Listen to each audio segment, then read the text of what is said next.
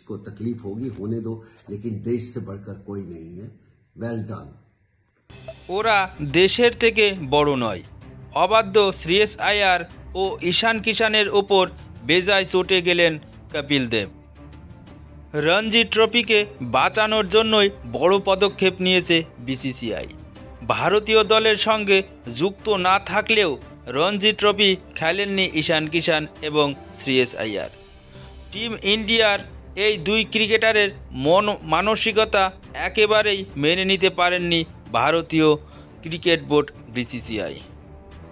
আর তারই জন্যে এই দুই ক্রিকেটারকে কেন্দ্রীয় চুক্তি থেকে বাদ দেওয়া হয়েছে।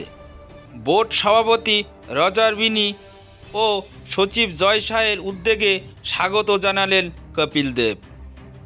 1983 সালের বিশ্বকাপ জয়ী অধিনায়ক বলেন, জানি বোর্ডের কেন্দ্রীয় চুক্তি থেকে বাদ গিয়ে ঈশান ও শ্রেয়সের মন খারাপ হয়েছে। ওদের মন খারাপ হওয়াই স্বাভাবিক, কিন্তু ওদের বোঝা উচিত ছিল যে সবার আগে দেশ। ওরা মোটেই দেশের থেকে বড় নয়। আর এমন পদক্ষেপ নেবার জন্য বিসিসিআইকে আমি ধন্যবাদ জানাই। রঞ্জি না খেলায় শাস্তি হিসেবে কেন্দ্রীয় চুক্তি থেকে সেটে ফেলা হয় শ্রেয়স ও ঈশানকে।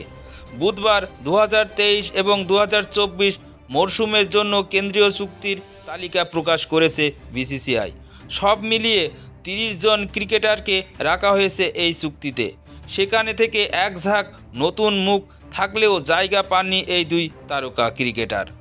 বোর্ডের তরফ থেকে সাফ জানিয়ে দেওয়া হয়েছে, চুক্তি থেকে আলোচনার সময়ে ঈশান ও শ্রেয়সের নাম বিবেচনায় করা হয়নি।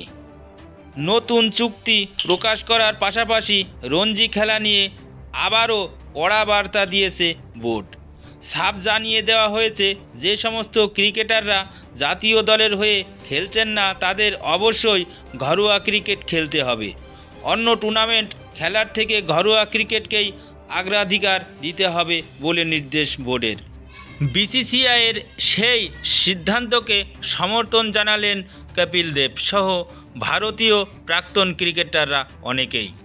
এদিকে সৌরভ গাঙ্গুলি বললেন, বোর্ডের এই নতুন চুক্তি থেকে ঈশান কিষান এবং শ্রেয়স আয়ারকে বাদ দিয়ে ঠিক কাজটি করেছেন।